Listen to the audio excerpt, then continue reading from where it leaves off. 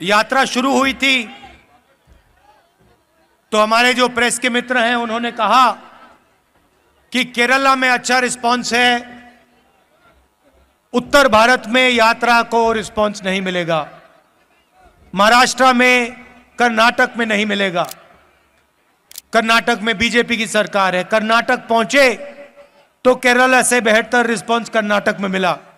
फिर मीडिया ने कहा कि भाई कर्नाटक में मिल गया रिस्पांस, महाराष्ट्र में नहीं मिलेगा। मेरा महाराष्ट्र पहुंचे, कर्नाटक से बेहतर रिस्पांस। उसके बाद कहते हैं मध्य प्रदेश में बीजेपी की सरकार है, नॉर्थ इंडिया है, वहां पे तो सवाल नहीं उठता। वहां पे लाखों लोग आ गए बाहर सड़कों पे, गांव के गांव, शहर के शहर बाहर आ गए। फिर कहते हैं हां मध्य प्रदेश में रिस्पांस मिल गया, हरियाणा में नहीं मिलेगा। और हरियाणा ने बाकी सब प्रदेशों को दिखा दिया कि हरियाणा क्या है और हरियाणा क्या कर सकता है।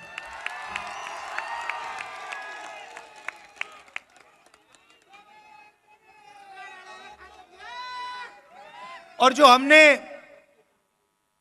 नफरत मिटाने की बात की, डर मिटाने की बात की, वो सचमुच हमें इन सड़कों पे आपने दिखाया है। इस यात्रा में किसी ने गलत तरीके से किसी से बात नहीं की। कोई गिरा, चाहे हिंदू हो, मुसलमान हो, सिख हो, ईसाई हो, मैंने अपनी आंखों से देखा। जैसे ही गिरा, यात्रा ने उस व्यक्ति को अपने गोद में लिया। किसी ने नहीं पूछा भाई तुम हिंदू हो, मुसलमान हो, सिख हो, ईसाई हो, कौन सी जात के हो, ना। जैसे ही कोई गिरा, वैसे ही पूरी यात्रा ने, हिंदुस्तान ने उसको अपना माना, उसको उठाया, पानी पिलाया, अगर पट्टी की जरूरत थी पट्टी की, और फिर कहा चलो चलो हमारे साथ चलो। यह आपने दिखाया हमें, और यह नई चीज नहीं है। यह आपका जो प्रदेश है, यह सदियों से देश को यही दिखा रहा है। महाभारत की जमीन है, कौरव पांडवों की जमीन है। जो उस समय लड़ाई थी, बात लोगों को अभी समझ नहीं आ रही है, मगर जो उस समय लड़ाई थी वही आज लड़ाई है। लड़ाई किसके बीच में है?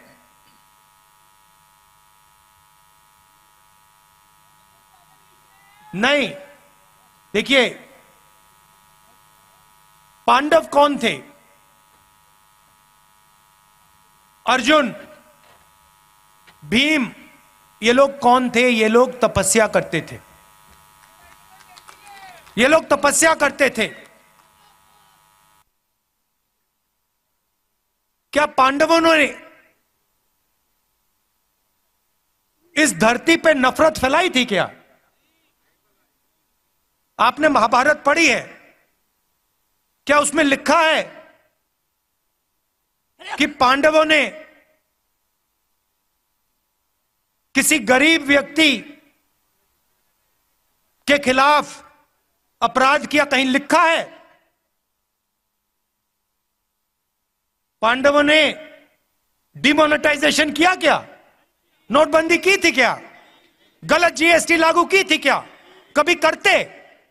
कभी नहीं करते। क्यों नहीं करते? क्योंकि वो तपस्वी थे और वो जानते थे कि नोटबंदी, गलत जीएसटी, किसान बिल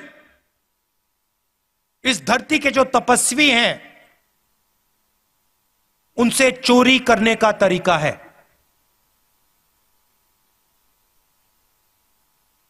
एक तरफ तपस्वी थे, 5 थे, दूसरी तरफ संगठन था। एक तरफ 5 तपस्वी और भीड़, उनके साथ पांडवों के साथ हर धर्म के लोग थे।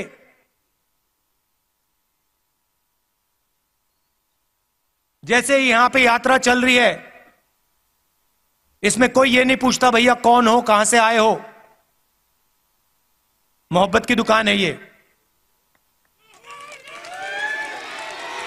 पांडवों ने भी, आप याद रखिए, पांडवों ने भी अन्याय के खिलाफ काम किया था। पांडवों ने भी नफरत के बाजार में मोहब्बत की दुकान खोली थी। देखिए पुलिस वाले सिर हिला रहे हैं, देखिए मुस्कुरा के सिर हिला रहे हैं पुलिस वाले, समझते हैं ये। भैया कैमरा इस साइड मत दिखा देना, फंस जाएंगे। गलती से भी मत दिखा देना।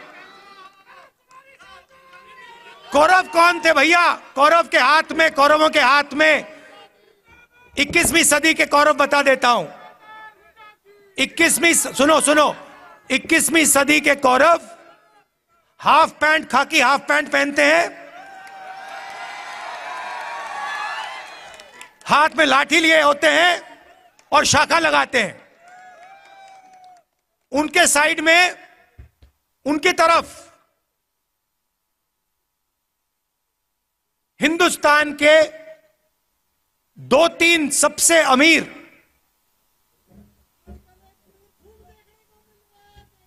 अरबपति कौरवों के साथ खड़े हैं। भाई और बहनों,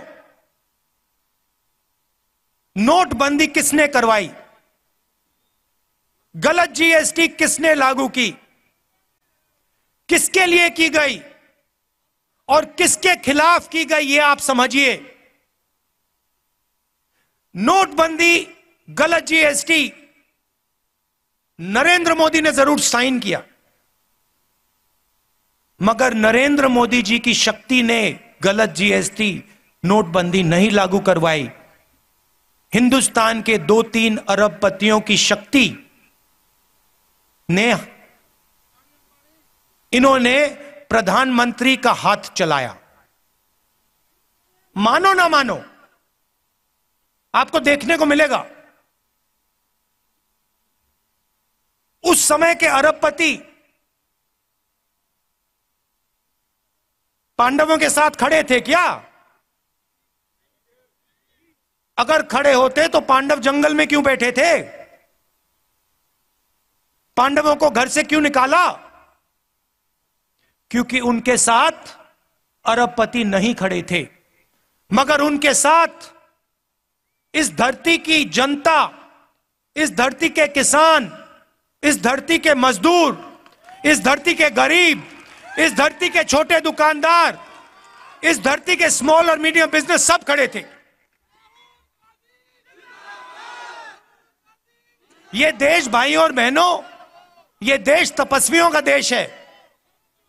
मुझे कहा जाता है, मुझे किसी ने कहा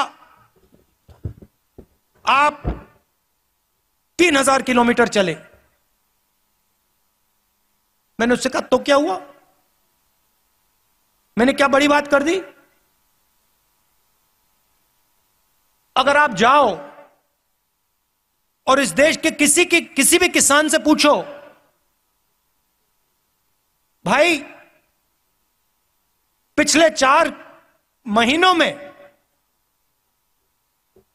आप कितने किलोमीटर चले हो, वो आपको बता देगा 3000, 4000, 5000 किलोमीटर चला हूं। हां, कन्याकुमारी से दिल्ली नहीं चला हूं, मगर अपने खेत में चला हूं, मंडी गया हूं, मंडी जाकर वापस आया हूं, फिर मंडी गया हूं, फिर वापस आया हूं, खाद खरीदने गया हूं, बीज खरीदने गया हूं। मैंने क्या बड़ा काम किया? कुछ नहीं। किसी भी मजदूर से आप पूछ लो, आपको बताएगा 24 घंटा मैं सर पर बोझ रख के आगे पीछे आगे पीछे आगे पीछे चलता जाता हूं। वो ये जो घड़ी है ना फिटबिट वाली, ये जो मैं पहना हूं, जो किलोमीटर दिखा देती है, वो नहीं पहनता है। इसलिए उसको शायद पता नहीं लगता कितने किलोमीटर चला है। हमारे साथ यात्री चले, मुझे कहते हैं भैया 3000 किलोमीटर चले। मैंने उससे कहा भैया तुम्हें खाना मिला आज सुबह? भोजन खाया तुमने? कितने बार भोजन खाया? 3 बार खाया ना। तो वो जो चल रहे हैं, आधी रोटी खा रहे हैं, और तुम क्या बड़ी बात कर रहे हो? वो आधी रोटी में 3000 किलोमीटर चलते हैं, तुम भरपूर खाना खा के 3000 किलोमीटर चल के छाती फैला रहे हो। क्या मतलब है इसका?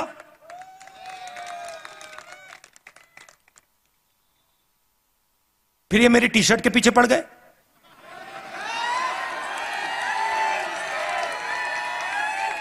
इनको अभी तक समझ नहीं आ रही बात। नहीं, उनको समझ नहीं आ रही बात। देखो ये कह रहे हैं टी शर्ट क्यों पहना है, ये सफेद टी शर्ट क्यों पहना है,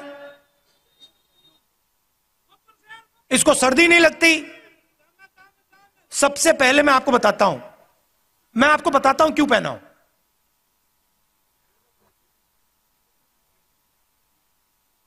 यात्रा शुरू हुई, केरला में भयंकर गर्मी, ऐसा लग रहा था भैया टी शर्ट उतार दो।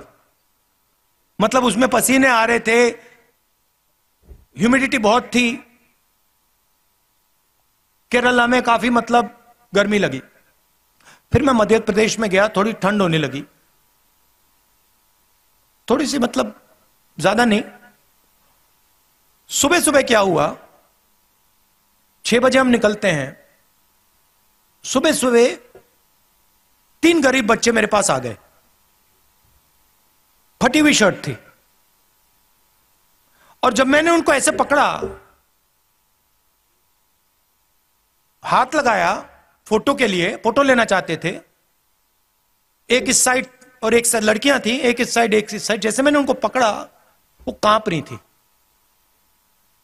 ठंड से कांप रही थी। और फिर मैंने देखा पतली सी शर्ट थी।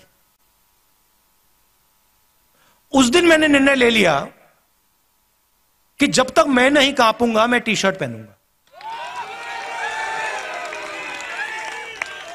जब कांपना शुरू हो जाएगा, जब मुझे अच्छी मतलब ठंड लगने लगेगी, जब जबरदस्त कठिनाई होगी, तो फिर मैं स्वेटर पहनने का सोचूंगा, मगर उससे पहले नहीं करूंगा।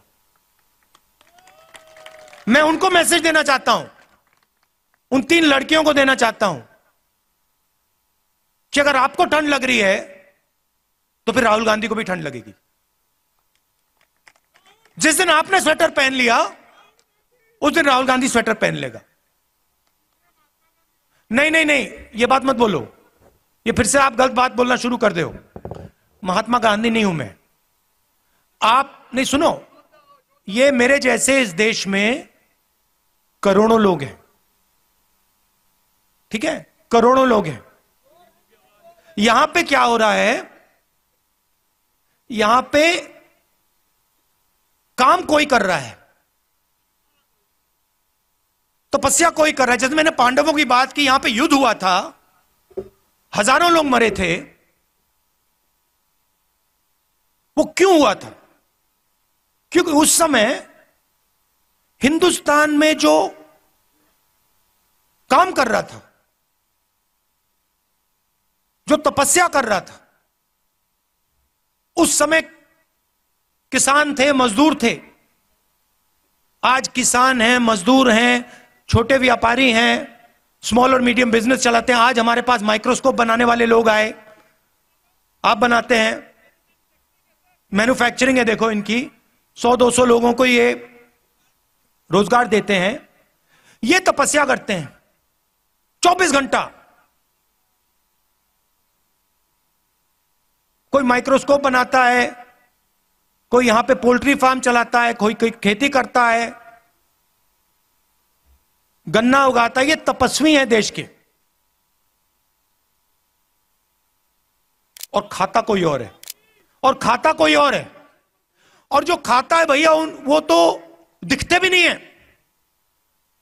उदाहरण देता हूं, प्रधानमंत्री बीमा योजना, आपके जेब में से पैसा निकलता है, आप देते हो, और हिंदुस्तान की सरकार आपका पैसा उसमें जोड़ती है। आप सुबह 4 बजे उठते हो, हम 6 बजे उठते हैं, आप 4 बजे उठते हो। 4 बजे उठने के बाद आप काम शुरू करते हो। आपके साथ खेत में आपके इतने छोटे छोटे बच्चे होते हैं, पूरा परिवार काम करता है। फिर तूफान आता है, आंधी आती है, बारिश होती है, ओले गिरते हैं, और फिर आप जाते हो बीमा लेने। कहते हो भैया चलो नुकसान हो गया, बीमा का पैसा तो भरा था। पता लगता है इंटरनेट पे आपको कंपनी नहीं मिलेगी, नाम नहीं मिलेगा, फोन करो कोई जवाब नहीं देगा। आपकी तपस्या कोई और खा गया। जीएसटी के बारे में बताता हूं, मजेदार बात मैंने सुनी।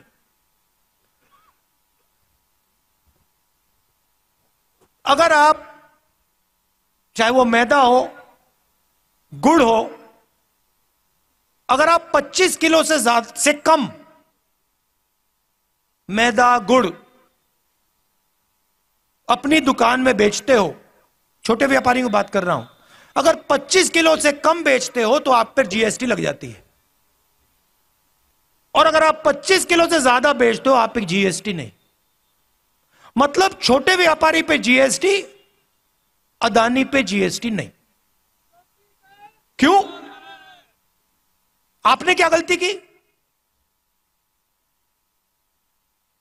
अगर आप पे लग रही है तो उन पे लगनी चाहिए, अगर उन पे ना लगे तो आप पे ना लगे। किसान आए हमारे पास, एमएसपी की बात की। हिमाचल प्रदेश में मैंने आज अखबार में पढ़ा, सेब का पूरा व्यापार एक उद्योगपति के हाथ में। जम्मू कश्मीर जाएंगे, पूरा का पूरा सेब का व्यापार उसी उद्योगपति के हाथ में। नहीं हुए भैया, क्योंकि शहीद जो होता है उसको शहीद का दर्जा मिलता है। पार्लियामेंट हाउस में मैंने बात उठाई, कांग्रेस पार्टी ने बात उठाई कि भैया ये 700 लोग शहीद हुए हैं, इनका नाम तो ले लीजिए पार्लियामेंट हाउस में, शहीद का दर्जा तो दे दीजिए। प्रधानमंत्री कहते कोई शहीद नहीं हुआ। हमने मौन करा दिया वहां पे, मैं खड़ा हो गया, मैंने कहा भैया हम तो मौन करेंगे। स्पीकर गुस्सा हो गया मुझसे, कहते देखिए पार्लियामेंट हाउस में जो 700 किसान शहीद हुए हैं उनके लिए 2 मिनट मौन नहीं रखा जा सकता है। हम जानते हैं कि शहीद हुए, उनके परिवार जानते हैं कि शहीद हुए, हिंदुस्तान की सरकार नहीं जानती, उनके लिए नहीं शहीद हुए। मगर वैसे मैं उनकी बुराई इतना नहीं करना चाहता, वो करने जो कर रहे हैं करने दो उनको। मैं क्या चाहता हूं कि जो तपस्वी है, चाहे वो किसान हो, मजदूर हो, छोटा व्यापारी हो, जो वो तपस्या करे, गीता में लिखा है। क्या लिखा है गीता में तपस्या के बारे में? बताइए भैया, आपसे लहराने। तपस्या करो और फल मत देखो। मगर गीता में यह नहीं लिखा है कि तपस्या करो और फल नहीं मिलेगा। तो गीता में लिखा है तपस्या करो, और यह देश तपस्या कर रहा है। और इस देश की सरकार को उस तपस्वी की मदद करनी चाहिए, उस तपस्वी की रक्षा करनी चाहिए। ऐसा हिंदुस्तान में देखना चाहता हूं। यात्रा का यही लक्ष्य है। यात्रा का लक्ष्य यह है, यात्रा देश को यह बता रही है कि आपकी तपस्या जाया नहीं जानी चाहिए। मैं जानता हूं कि जिस दिन हिंदुस्तान के किसान, मजदूर, छोटे व्यापारी इनको इनकी तपस्या का फल मिल जाएगा, उस दिन इस देश के सामने कोई देश नहीं खड़ा हो सकता है। ये आप अपने मोबाइल फोन के पीछे देखो, इसमें लिखा मेड इन चाइना। पुलिस वालों के जूतों के नीचे लिखा होगा मेड इन चाइना, शर्ट के पीछे मेड इन चाइना, माइक्रोफोन के नीचे मेड इन चाइना। तंग आ गया हूं मैं मेड इन चाइना से। जहां देखो made in China, made in China. मैं चाहता हूं कि वहां पे बीजिंग में एक चाइना का युवा फोन देखो, उसमें लिखा हो मेड इन कुरुक्षेत्र। ले, ऐसा हिंदुस्तान चाहता हूं। और जो कुरुक्षेत्र में जिसने माइक्रोस्कोप बनाया, सॉरी अंबाला, जिसने अंबाला में माइक्रोस्कोप बनाया, उसके जेब में चाइना के युवा के पैसे आए। ये चाहता हूं मैं। तो मगर सबसे पहला कदम डर और नफरत को मिटाने का है। देखिए, हरियाणा में युद्ध हुआ था, पांडवों ने डर और नफरत को मिटाने का काम किया था। जैसे मैंने कहा, नफरत के बाजार में मोहब्बत की दुकान खोली थी। और ये मैं नहीं कह रहा हूं, ये मत सोचिए कि मेरा नारा है। मेरा नारा नहीं, उनका नारा है। ये पांडवों का नारा है, ये पांडवों का नारा है, ये भगवान राम का नारा है, ये इस देश का नारा है। और हजारों सालों से यह नारा चल रहा है। ये कुछ नया काम नहीं किया मैंने। आखिरी बात कहना चाहता हूं, और यह आपको मालूम होनी चाहिए। देखिए,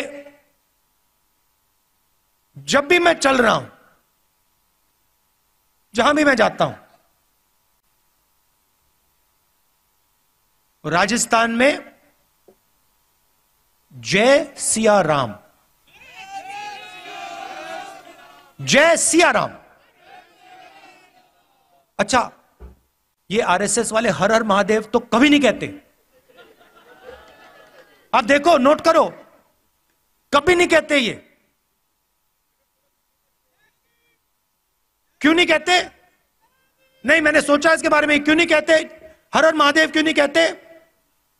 नहीं, क्योंकि शिव जी तपस्वी थे और ये हिंदुस्तान की तपस्या पे आक्रमण कर रहे हैं, इसलिए हर हर महादेव नहीं कह सकते।